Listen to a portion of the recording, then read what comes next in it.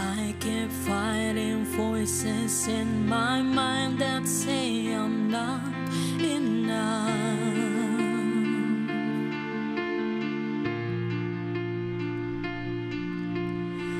Every single lie that tells me I will never measure up.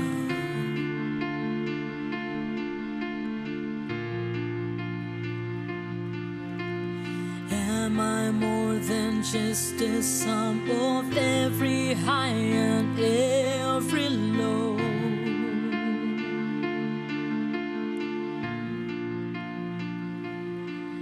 Remind me once again just who I am, because I need to know. Oh, you say I am love when I can't feel a thing. You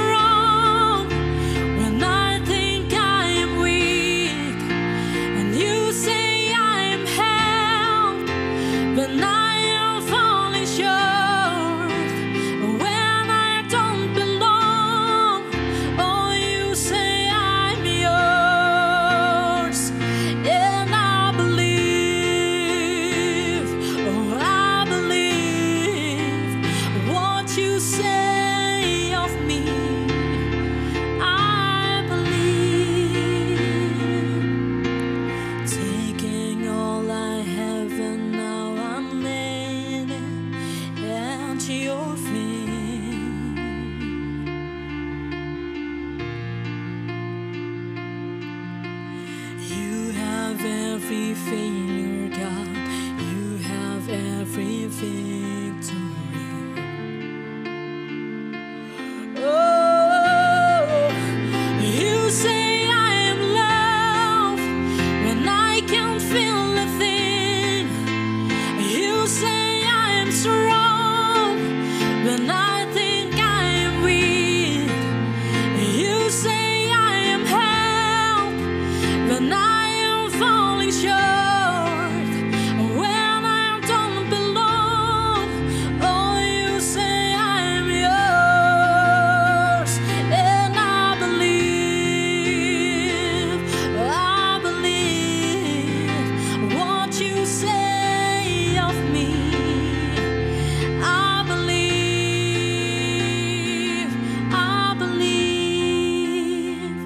yes, I believe what you say of me.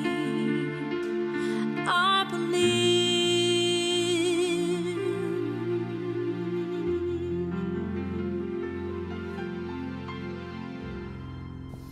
Oke, pertama saya ucapkan selamat beribadah, selamat hari Minggu. Teman-teman, saya ini melihat perilaku manusia ini akhir-akhir yang saya hadapin. Itu membuat saya pusing. Pusing, kadang-kadang kepingin ngamuk, kadang-kadang membuat saya nggak damai. Ya, tapi ya inilah yang diakibatkan oleh tekanan keadaan dan tuntutan di luar kemampuan seseorang. Ini perilaku ini terjadi karena adanya tekanan dan tuntutan yang melebihi kapasitas manusia. Contohnya apa Pak Bengki perilakunya? Saya kasih contoh ya. Perilaku yang terjadi sekarang adalah begitu banyak manusia itu mengalami toxic behavior. Artinya perilaku-perilaku yang bisa membuat orang marah, membuat orang tersinggung, nggak punya kepedulian tentang perasaan orang lain. Saya kasih contoh di jalan atau di mana-mana, mereka itu menganggap nggak ada orang. Salah satu contoh aja ya, yang sering saya ketemui. Misalnya saya ke mall, ini Anda boleh perhatikan waktu Anda naik eskalator, turun dan naik, itu anak-anak muda seenaknya aja. Cium-ciuman, gendong-gendongan. Nah kita di belakangnya kan sebel. Makanya saya sering iseng, mau dong, bagi dong sekalian. Lu gak punya perusahaan, gak punya perasaan, gua gak punya perasaan. Ini salah satu contoh ya, namanya toxic behavior. Nah, dan sekarang saya melihat keaslian manusia, jati diri manusia itu gak ada. Semuanya pakai topeng. Dan topeng itu yang disebut max, itu macam-macam. Ada topeng kepemilikan, topeng intelektual, topeng seksualitas, topeng macam-macam lah. Sekitar ada 14 topeng. Tapi yang paling banyak, manusia itu seringkali memakai topeng kesucian. Ini ya, topeng rohani ya, dengerin ya. Orang ngomongnya kudus, rohani. Memang kita harus makin hari makin dikuduskan. Kita sendiri susah untuk kudus. Saya mau, tapi nggak bisa-bisa. Makanya itu Yesus mati untuk kita. Kita dikuduskan di dalam Dia. Tapi sekarang banyak orang sok kudus, ujung-ujungnya lewat gereja nipu juga. Nah ini loh, ya. Jadi hati-hati. Dan penyakit yang sudah lama ada adalah frenemy. Ini saya ingin ingatkan kepada Anda, frenemy itu bukan bicara pengkhianatan, menikam sahabat dari belakang. Itu masih oke, gampang, saya lacak. Tapi sekarang ini banyak orang berhubungan hanya untuk mengambil keuntungan dari seseorang. Nah, ini biasanya lihai banget, hati-hati ya. Dengan frenemy dalam bentuk yang halus. Dia melakukan hubungan, dia memancing orang berhubungan dengan dia. Untuk apa? Untuk mendapatkan keuntungan. Sehingga orang yang ditipu itu nggak terasa. Ya, oke. Sekarang saya kasih contoh. Ini yang di ruangan boleh juga mikir teka-teki saya. Ya, satu hari Anda jalan ke satu gunung, nggak usah tinggi-tinggi lah. Tahu-tahu temanmu kepleset, saudara jelas nggak bisa bantu. Daripada gua ikut mati, udahlah tinggal aja. Ini tindakan pertama. Atau tindakan kedua. Saudara berangkat dengan teman ini ingin membunuh. Ya, sampai di tempat yang sama saudara jorokin, jatuh, mati kan? Dosanya ke di mana? Ayo, yang satu membiarkan mati pelan-pelan, Anda seharusnya bisa menolong. Yang kedua memang Anda membunuh. Sebenarnya dosanya besar mana? Sama kan? Ini jawaban teman-teman di studio ini, ya sama. Cuma satu caranya sopan, satu cara preman. Ini pemikiran ya, tolong Anda pikirkan. Yang ketiga, yang keempat, sekarang ini di mana-mana flexing, saudara. Tahu flexing? Suka pamer, ya. Contohnya, kadang-kadang ada orang flexing. Ini mobil Rolls Royce-nya orang lain. Dia selfie di depan Rolls Royce ini, seolah-olah Rolls Royce itu punya dia. Ya ngaca dulu dong, ya kan? Flexing dalam bentuk apa ya? Sepatu, jam tangan, mobil, semuanya flexing. Ya nggak apa-apa, sah-sah aja. Itu duit, asal itu duitmu loh ya, hasil kerja keringet loh, ya nggak masalah. Cuma masalahnya tolong hargai perasaan orang lain, ya. Misalnya, gampang aja, saya sebagai orang panggung, pendeta, pembicara, ya kan? Terus saya pakai cincin 2 berlian, gede-gede. Padahal di depan saya ini ada 3-4 orang ibu yang susah makan, dokterin anaknya aja nggak bisa. Lah, terus perasaan sang pendeta gimana? Memang pendeta harus sopan, di mimbar harus sopan, saudara. Ya, tapi bukan untuk pamer, bukan untuk menyakiti orang lain. Hidup itu harus sederhana aja, simplicity aja lah, yang gampang-gampang, ya kan? Tapi kalau Anda memang mau pamerkan kekayaan Anda, ya monggo. Nah, ini hal baru, satu lagi yang saya sebut Formula One. Formula One ini nggak kelihatan, tapi ini masih bagus. Anda tahu, ada mobil Formula One, semua dimodifikasi, mesinnya semuanya punya teknisi. Hanya untuk apa? Mencapai garis finish duluan. Ini angkara murka loh. Kalau di pertandingan gitu sah aja. Tapi sekarang orang ingin paling depan, paling cantik, paling kaya, paling hebat, paling diakui. Asal dengan cara yang jujur dan baik. Oke, orang itu berproses, berprestasi. Tapi kan sekarang banyak terdepan, terkaya, terini, terapalah. Tapi dengan cara frenemy, dengan cara membunuh karakter orang lain, menjegal masa depan orang lain. Dan itu nggak boleh sama sekali. Apalagi kita bergereja ya teman-teman, ikuti cara Tuhan Yesus. Nah, sekarang saya mau tanya dulu, kita ngobrol biasanya. Sebetulnya kebutuhan seseorang itu apa sih? Anda butuh apa? Makan, minum? Aduh, itu semua orang juga butuh. Pengen punya rumah? Ya semua orang butuh. Itu bukan kebutuhan, itu kebanyakan. Ya, yang disebut kebutuhan seseorang, yang pertama, setiap orang ingin jadi seseorang yang unik dan berbeda. Itu kebutuhan. Yang kedua, setiap orang butuh seseorang yang disebut orang lain. Kita ini makhluk individu sekaligus makhluk sosial. Kita nggak bisa sendirian. Yang ketiga, setiap orang dapat menjadi seseorang ya ketika seseorang mempercayai dan memahaminya. Jadi kenapa kita dewasa ini kok banyak perilaku yang toxic behavior, perilakunya aneh? Karena saat-saat Anda kecil, orang tua tidak mempercayai, keluarga tidak memahami Anda, akhirnya perilaku kita liar. Itulah yang saya sebut inner child, ya, anak kecil yang selalu mengganggu kita. Kita ini menjadi dewasa, seringkali kelakuan kita ini kayak anak kecil tanpa terasa. Saya kasih contoh. Kalau Anda pameran tuh nggak kayak anak kecil dulu. Oh, papaku, aku dibeliin sepeda. Aku dibeliin sepeda lebih gede. Nah, kita pameran kayak anak kecil. Nah, itulah sifat-sifat kita. Karena itu di dalam hidup kita harus memberikan penghargaan dan pujian khususnya kepada anak-anak kita, kepada keluarga kita harus memberikan pengakuan, ya. Jadi kalau memang dia salah, tegur, tapi tegur nggak boleh dengan kebencian. Berikan nilai 10 dan ucapkan terima kasih. Apa sih beratnya kita ngucapin terima kasih? Ya. Nah, saya ingin memberikan sedikit bagaimana kita bisa memahami dan menghargai orang lain. Ya, gampang.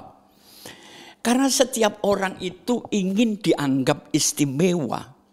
Karena itu hargai. Yang kedua, setiap orang itu ingin mendapatkan masa depan yang lebih baik. Jadi tunjukkan jalan dan harapan. Yang ketiga, manusia itu ingin diarahkan. Siapapun ingin diarahkan. Karena manusia pinternya cuma satu bidang. Nggak bisa 5-6 bidang. Karena manusia ingin diarahkan, karena itu berikan tangan Anda untuk menuntun. Lewat kepandaian, lewat semuanya. Nah, ini yang penting yang keempat. Setiap manusia itu ingin mementingkan dirinya sendiri. Nah, kalau kita berhadapan dengan orang yang begini gimana? Jawab kebutuhan mereka. Ya, supaya dia jadi orang penting. Bicara kebutuhan mereka. Dan satu hal, manusia itu rentan, mudah terpuruk, jadi berikan topangan, berikan dorongan kepada orang-orang yang punya sifat seperti ini. Dan yang terakhir, benar enggak? Saya dan saudara kan pengen sukses. Ada yang kepingin terpuruk, kepingin hancur. Saya tetap kepingin berhasil. Nah, ketemu orang-orang seperti ini, bantu untuk berhasil. Maka orang akan paham terhadap Anda dan mereka akan menyukai kepribadian Anda. Loh, Pak Bengki, tapi kan hidup ini ada masalah. Ya benar, sama bilang. Bangun tidur ya masalah. Sandal saya taruh di bawah ranjang kok sekarang nggak ada. Masalah kan? Masa pagi-pagi kita mesti ngamuk? Tapi saya ingin ingatkan, masalah itu hanya perspektif. Sudut pandang Anda melihat sesuatu. Nggak semua orang punya sudut pandang yang sama dengan Anda. Ya, dia sekedar perspektif. Masalah, semua masalah itu dapat diselesaikan. Perhatikan. Waktu Perang Dunia Kedua dulu, waktu tsunami, waktu kejadian kayaknya gimana nyelesain ini. Sekarang dunia terbangun lebih modern, lebih bangun kok, lebih baik lagi. Ya, memang waktu kita ketimpa masalah seolah-olah selesai, enggak. Semuanya dapat diselesaikan. Nah, masalah itu akan mendorong, membuat pribadi saya menjadi lebih kuat atau saya berhenti menyerah. Ya, itu cara saya memahami masalah. Dan yang terakhir, apapun masalahmu, semuanya pasti berlalu. Ini puluhan tahun. Ya nanti kalau Anda masuk liang lahat kan berlalu. Selesai kan? Gampang aja. Nggak ada hidup itu tanpa jawaban. Jadi makanya kita harus punya titik satu ke depan. Gambaran keberhasilan yang benar ya. Saya kasih tahu. Gambaran, atau saya pernah bikin satu kalimat. Kalau ingin menjadi manusia berhasil, berhasillah jadi manusia lebih dahulu. Memang fisik kita manusia, tapi pikiran kita bisa kucing, bisa ayam, bisa macam-macam. Iya kan? Karena itu, pertama, ini sebelum saya masuk renungan yang pertama, tahu tujuan hidup Anda. Saya mau tanya begini, ini ada banyak peralatannya. Saya nanya, kenapa lampunya kok harus begini? Kenapa ini kok harus begini? Saya kan cuma punya dugaan. Saya tanya sama teman-teman yang multimedia, ya kira-kira begini, mau tahu persis? Tanya sama nyiptain, ya kan?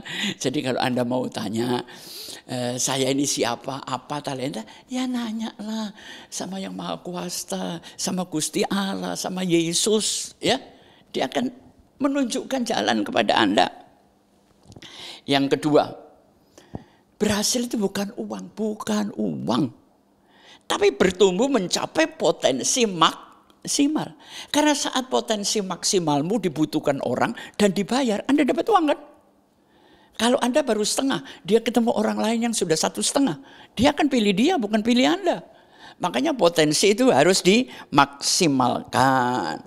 Dan yang ketiga, ayo kita sebagai anak-anak Tuhan, kita sebagai murid-murid Yesus, kita menabur yang memberi manfaat untuk orang lain.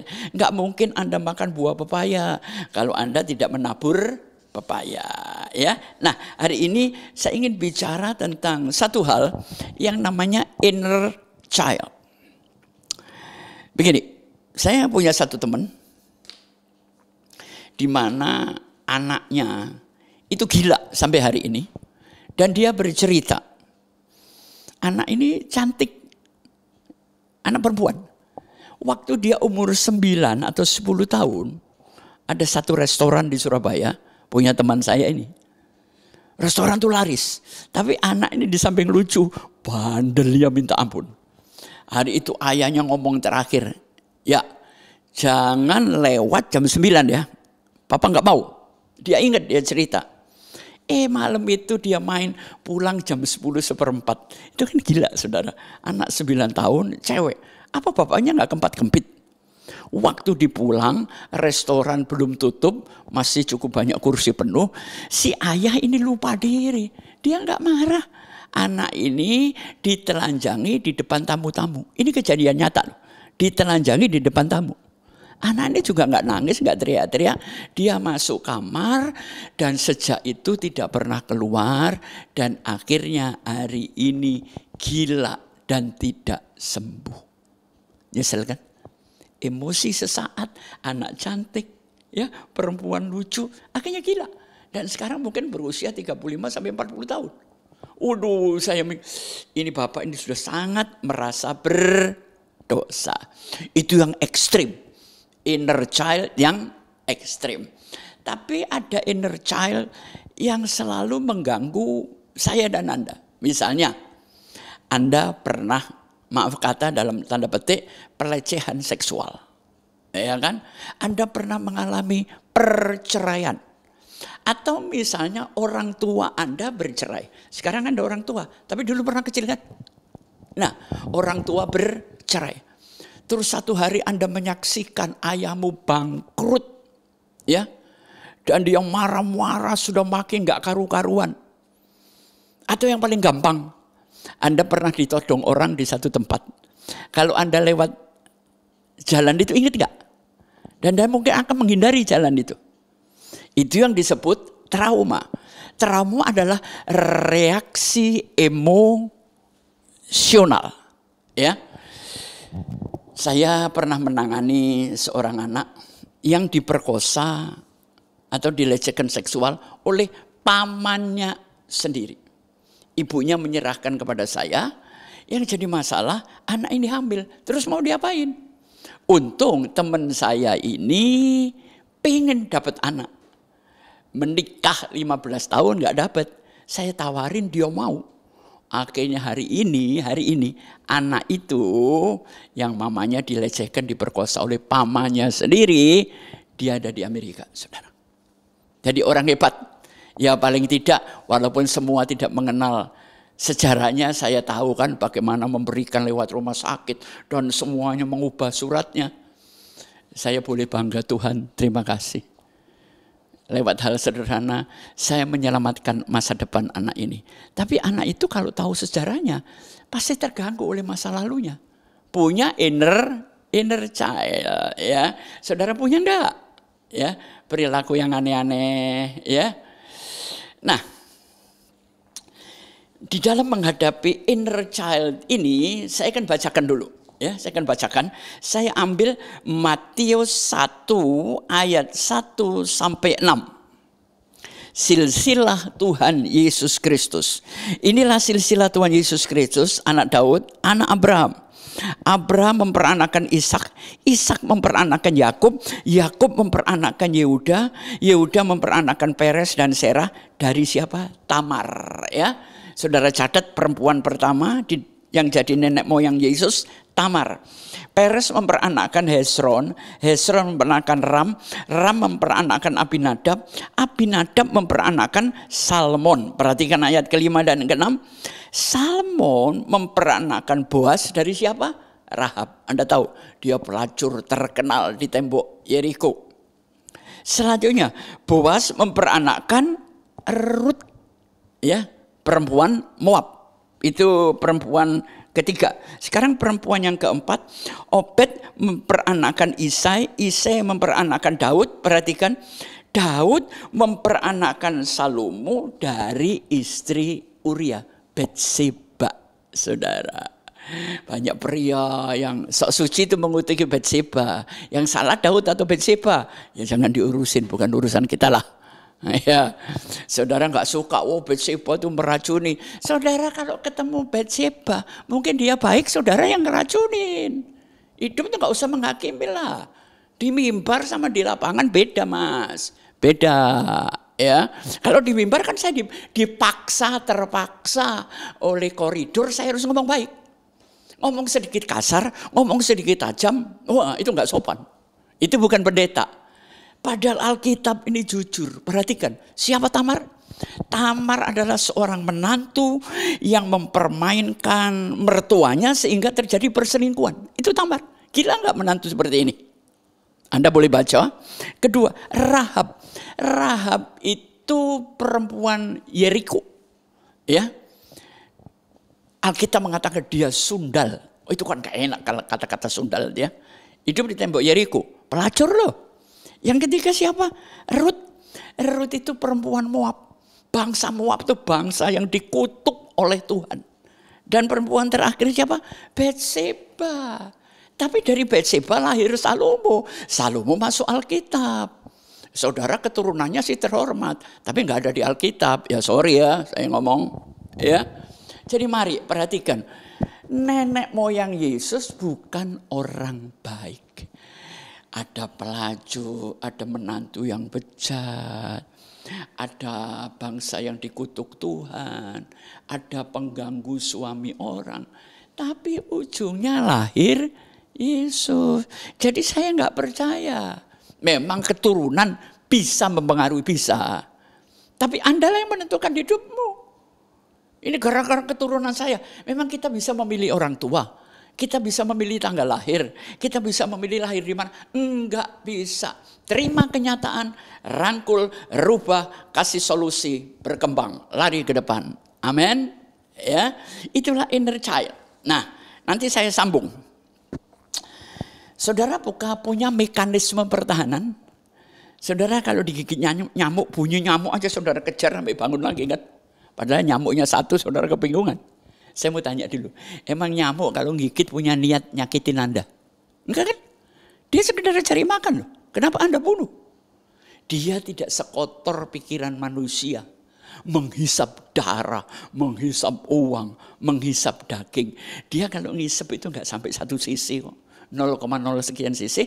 Dan tujuannya bukan menyakiti manusia. Dia sekedar cari maka ya tolong jangan dibunuh lah. Mekanisme pertahanan. Kalau saudara kaget, saudara loncat. Saudara takut, saudara lari. Saudara percaya, Anda dikejar hewan yang menakutkan, Anda bisa loncat langsung pagar 2 meter.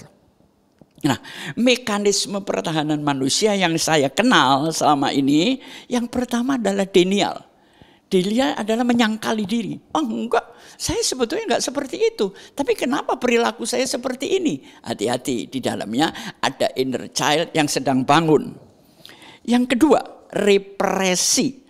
Represi itu menimbun masa lalu, menimbun yang enggak kita sukai, tapi dia tetap ada. Dan dia berkembang. Nah, ini salah, jangan ditimbun. Mekanisme pertahanan istilahnya supaya kelihatan baik, menjadi orang baik, di placement, ya, pengalihan emosi. Misalnya seorang bapak dimaki-maki direktur, hari itu pokoknya suntuk amat, dia pulang bisa marah-marah sama anak. Bahkan di depan pintu ada kucing kaki meong, dia tendang. Kucingnya nanya, salah dan dosa aku apa mas? Ya kan, itu pengalihan emosi. Ada lagi yang namanya formasi reaksi. Apa itu Pak Pengki? Perilaku yang beda dengan keinginan. Saya kasih contoh gampang aja. Anda kalau ke supermarket mau belanja pakai tabel enggak, pakai list enggak? Kadang-kadang ya, kita ini mau beli sesuatu yang penting, ujungnya bisa beli sepatu. Percaya enggak?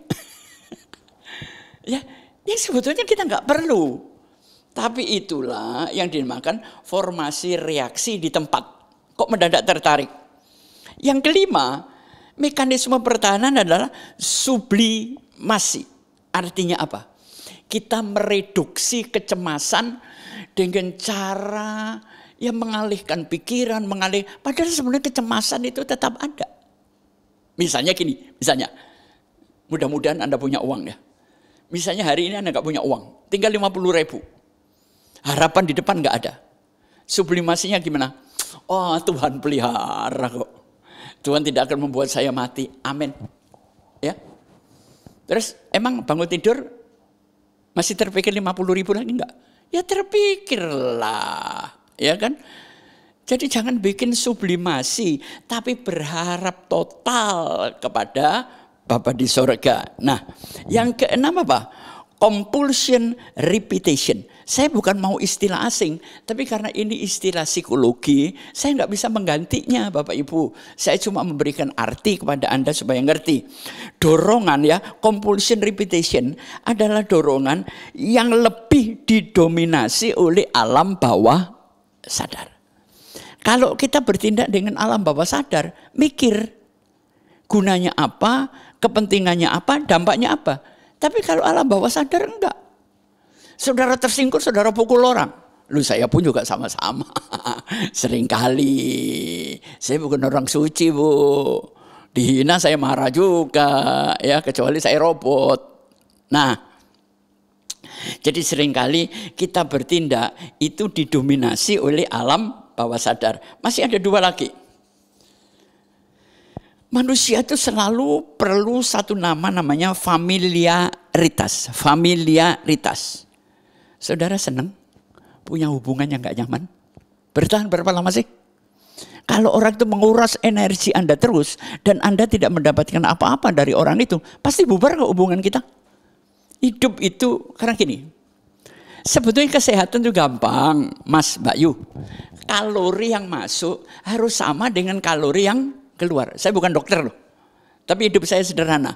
Jadi artinya kalori yang masuk 10, yang keluar 8, masih sisa 2 kan? Nah 2 ini jadi residu. Kalau residu nanti bertahun-tahun, kita bisa kena diabetes, kita kena stroke, macam-macam. Ya, jadi hidup itu perlu hubungan yang aman dan nyaman. Gimana dengan pasangan-pasangan suami istri di gereja GBIREM? Dan yang terakhir, ada satu bentuk, satu nama lagi, katarsis. Katarsis itu pelepasan emosi yang terpendam. Ini penting, saya mau tanya, apakah malam ini,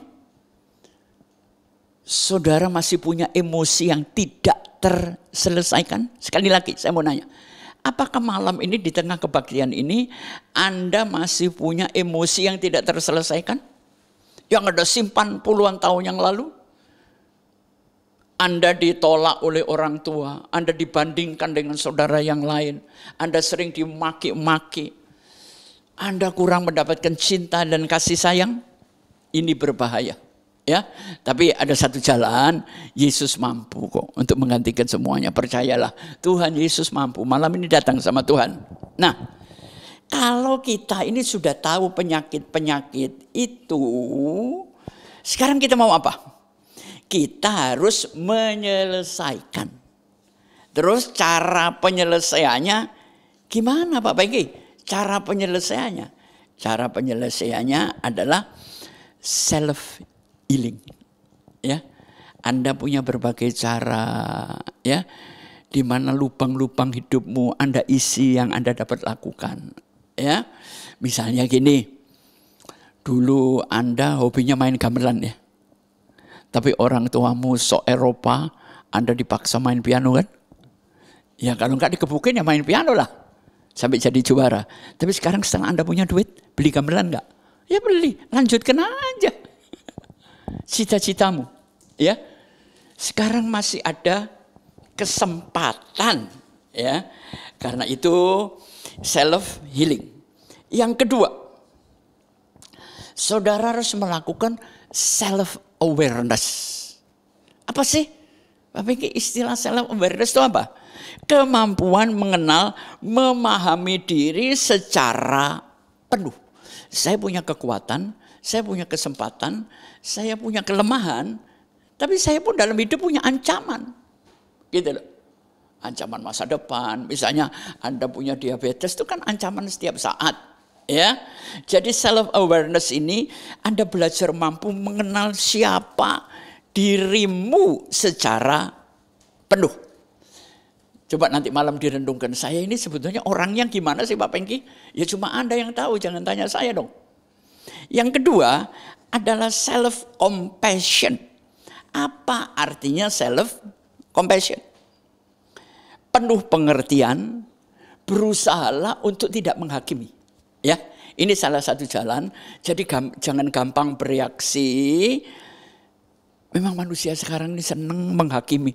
Apa aja dihakimi. Ini tembok kurang putih, kurang lebar, kurang gede, kurang apalah, kurang ajar akhirnya kita. Ya, jadi self compassion itu menjadi manusia yang berusaha gampang, penuh mengerti terhadap orang lain, walaupun mereka nggak bisa dimengerti. Ini susah. Atau kedua, bebas dari penghakiman.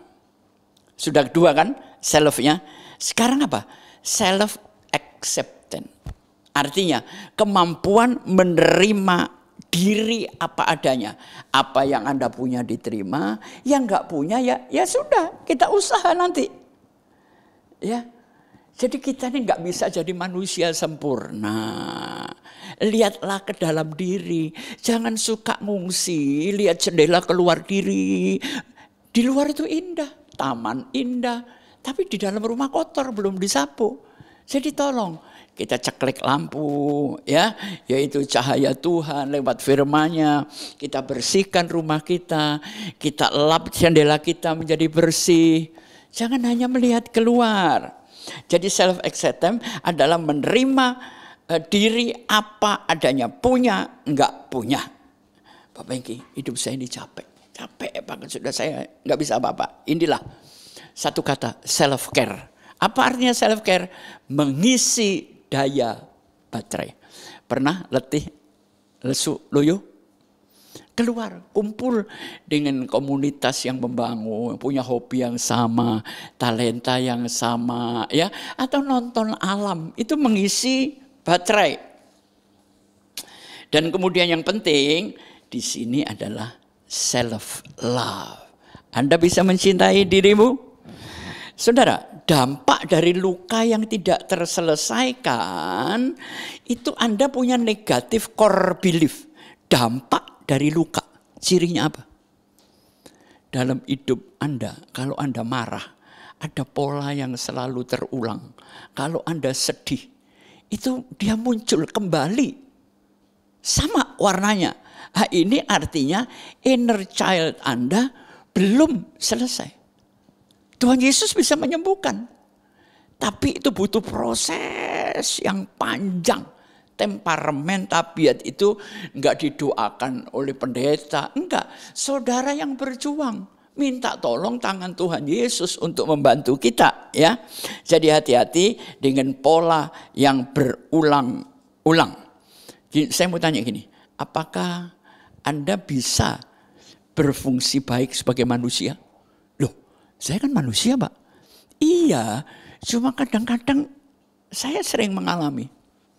Kadang-kadang saya bisa kejam. Kadang-kadang saya bisa lembut. Kadang-kadang saya bisa kasihan. Saya enggak tegaan. Nah, ini ada macam-macam kepribadian yang seringkali belum selesai. Saudara, kita enggak bisa mengendalikan emosi. Itulah yang disebut dengan toxic behavior. Ya. Nah, satu hal yang penting, gini. Saya mau tanya. Sebutkan satu peristiwa di mana engkau paling berkesan dengan papa dan mama. Peristiwa apa? Ya, pelan-pelan aja. Peristiwa apa yang menimbulkan kesan yang baik yang Anda nggak bisa lupa? Misalnya dapat sepeda ulang tahun, dapat baju yang Anda inginkan, atau dipeluk papa, dipeluk mama, dikasihi, ya kan? Itulah yang disebut gratitude journal. Sekarang Anda duduk, tulis. Gratitude journal Anda apa? kesan terbaik dengan anak-anakmu, dengan cucumu, dengan kakekmu, dengan teman-teman. Nah, sebelum saya akhiri ada satu cerita. Ada anak kecil umur 8 tahun, mamanya lagi masak di dapur. Lari-lari, "Mama, semalam kan mama cerita, mau cerita bahagia itu apa?" "Oh itu, baik-baik. Kakekmu lagi di depan ya, lagi bersih-bersih, kamu tanya sama kakek." "Tanya apa mama?" "Kamu tanya begini, kakek, semalam keadaan jantung kakek gimana?" Langsung kakek ini lemes. "Semalam gak bisa tidur Cuk, sakit sekali." Dia balik ke mamanya. Kakek mukanya berubah, "Mami." Dia langsung lesu, dia cerita, dia sedih. Semalam gak bisa tidur. "Ya sudah, kamu kembali." "Loh, kan sudah nanya kakek, jadi bahagia apa?" "Ini terakhir. Kamu balik ke kakekmu, kamu nanya, kakek, masa kecilku bersama kakek, yang menurut kakek yang paling membuat kakek bahagia apa?" Langsung si kakek tertawa. "Aku inget cucuku. Kamu undang 4 orang teman-teman di kamar kakek, kamu lempar-lemparan bedak. Kotor semua. Tapi kakek ketawa ngakak. Dan itu kesan kakek gak bisa lupa. Dia balik lagi. Dia bilang ngomong, "Nak, sudah tahu bahagia. Bangkitkan kenangan indah. Dorong mereka untuk tersenyum. Jadilah orang-orang yang menyukakan. Bukan mengembalikan orang kepada trauma. Tapi mengembalikan orang kepada gratitude journal. Ya, kesan-kesan yang terbaik. Jadi hati-hati dengan orang-orang yang selalu terulang masalahnya berkali-kali. Nah, sebelum saya tutup, ya, saya ingin bacakan satu firman Tuhan sebagai penutup. Itu terdapat dalam Injil Yohanes. Pasal 20 ayat 26. Atau 25. Maka kata murid-murid lain kepadanya, "Kami telah melihat Tuhan." Tetapi Thomas berkata kepada mereka, "Sebelum aku melihat bekas paku pada tangannya, dan sebelum aku mencucukkan jariku ke dalam bekas paku itu, dan mencucukkan tanganku ke dalam lambungnya, sekali-kali aku tidak akan pernah percaya." 8 hari kemudian, murid-murid itu berada kembali dalam rumah itu. Dan Thomas bersama-sama dengan mereka. Sementara pintu terkunci, Yesus datang dan berdiri di tengah-tengah mereka dan berkata, "Damai sejahtera bagi kamu." Kemudian ia berkata kepada Thomas, "Taruhlah jarimu di sini dan dialah tanganku, ulurkan tanganmu, cucukkanlah ke dalam lambungku. Dan jangan engkau tidak percaya, melainkan percayalah." Yang terakhir Thomas menjawab dia, "Ya Tuhanku dan Allahku." Anda perhatikan, murid-murid semua sudah melihat Tuhan, tapi Thomas itu nggak kumpul mereka. Ini bahayanya kalau nggak mau kumpul-kumpul bisa melihat Tuhan, kumpul-kumpul Anda bisa jadi setan dan melihat setan. Lihat kumpulannya, hati-hati. Kumpulan itu menentukan, ya. Hanya untuk seorang Thomas yang tidak percaya, Yesus mau berikan waktunya. Buat apa sih? Kayak kurang kerjaan aja memberikan bukti kepada Thomas. Saudara, terhadap Anda satu orang, Tuhan Yesus juga mau datang untuk membuat Anda percaya dengan cara dia. Begitu datang, saya mau tanya dulu. Nanti kalau kita dibangkitkan Tuhan, kira-kira tubuh kita bentuknya gimana? Pasti jawabannya orang Kristen, "Wah, itu tubuh kemuliaan Pak Pengki, tubuh kemuliaan." Terus tubuh kemuliaan gimana? Ya pasti sempurna. Perhatikan, Yesus bangkit kan? Ternyata dia bisa makan minum loh. Berarti nanti kita di akhirat tetap bisa merasakan sarden gimana, steak gimana, tetap bisa. Saya percaya Alkitab kok. Cuma saya disuguhi sarden atau steak itu terserah Tuhan Yesus. Ya.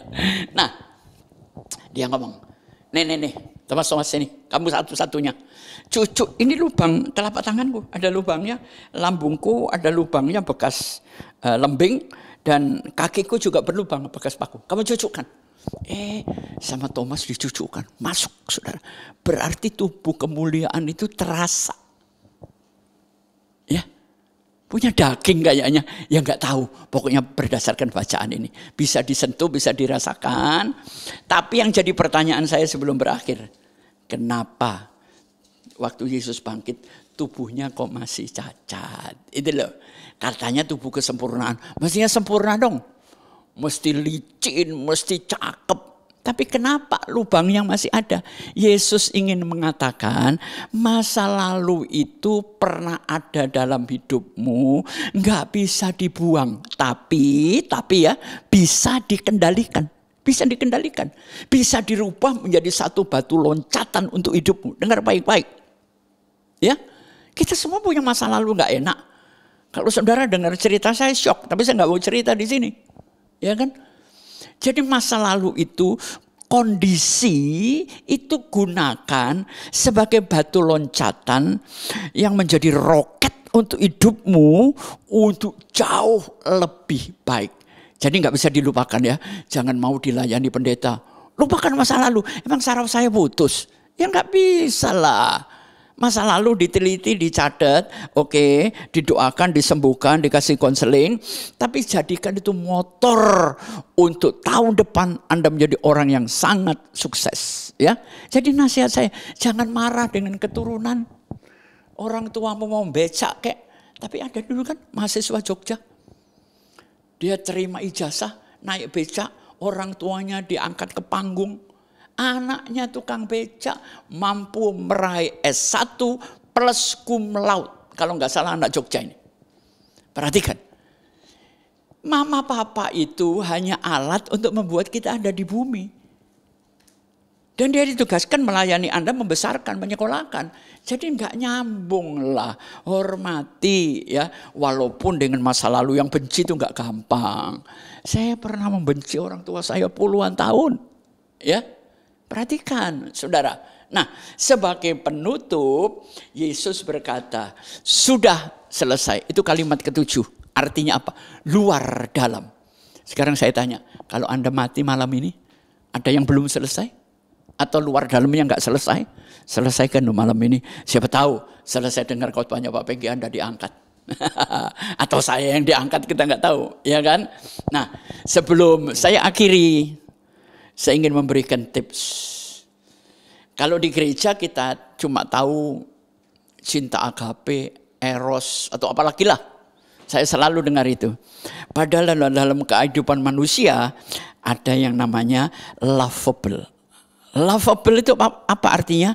Membangkitkan perasaan kasih. Jadilah pribadi yang lovable. Jadi orang ngelihat Anda itu, aduh, dalam dirinya ada kasih ya. Gue tiba-tiba bisa jatuh sayang. Ya, ini pribadi yang disukai. Yang kedua adalah lovely. Lovely ini adalah pribadi yang menyenangkan. Kalau nggak ada dia kurang rame lah. Pokoknya senang aja, happy aja. Yang ketiga, saudara punya burung namanya lovebird. Nggak mahal kok. Saya punya beberapa pasang. Saya belajar apa dari dia? Ini burung cerewet banget. Ini burung lovebird selalu berkasih-kasihan, saudara. Kenapa manusia nggak bisa? Kasihnya 2 hari, ributnya 2 bulan, 2 tahun kita cerai. Ya. Kita ini lovebird atau loveman atau hawa nafsu, ya, lovebird itu. Dan yang terakhir adalah love Lauren. Saya mau tanya jujur ya, emang susah lah suami istri. Apakah Anda sedang mabuk cinta sama istrimu? Nah, maboknya 1-2 bulan, setelah menikah 5 bulan, mabok beneran saudara, karena banyak minum. Ya kan?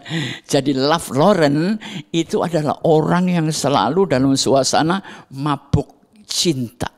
Menyayangi keluarganya, menyayangi anak, istri, dan menyayangi sesama teman gereja. Oke, Bapak Ibu, teman-teman sekalian, kita sudah melihat bahayanya inner child. Malam ini sebentar kita akan berdoa ya, supaya inner child itu tidak mengganggu Anda. Ayo kita berdoa. Bapa di sorga, terima kasih untuk acara ini, di mana walaupun singkat, kami mengerti masa lalu banyak mengganggu kita. Tapi detik ini juga kami minta pertolongan Tuhan Yesus, Allah Bapa di sorga, dan Roh Kudus untuk mengikis habis semuanya. Kami butuh kesabaran, kami butuh waktu. Kami tidak ingin perilaku kami ini menjadi toxic behavior. Tuhan, hamba berdoa yang mengalami hal-hal seperti ini. Seringkali kita hidup hari ini, tapi masa lalu kita yang kita hidupi. Dalam nama Yesus, aku patahkan dalam nama Yesus. Berkati kami Tuhan, berkati gereja GBI-REM, berkati gembala sidang kami, berkati semua jemaat yang mau datang, pernah datang, sudah datang. Kami tak lupa berdoa untuk para pengurus, Tuhan memberkati. Juga untuk tim multimedia ini, Tuhan berkati. Dan jika sebentar kami akan selesai, biarlah damai sejahtera Allah Bapa, kasih Tuhan Yesus dan kuasa Roh Kudus menyertai kita semua hari ini sampai selama-lamanya. Amin. Sampai jumpa bos. Tuhan berkati.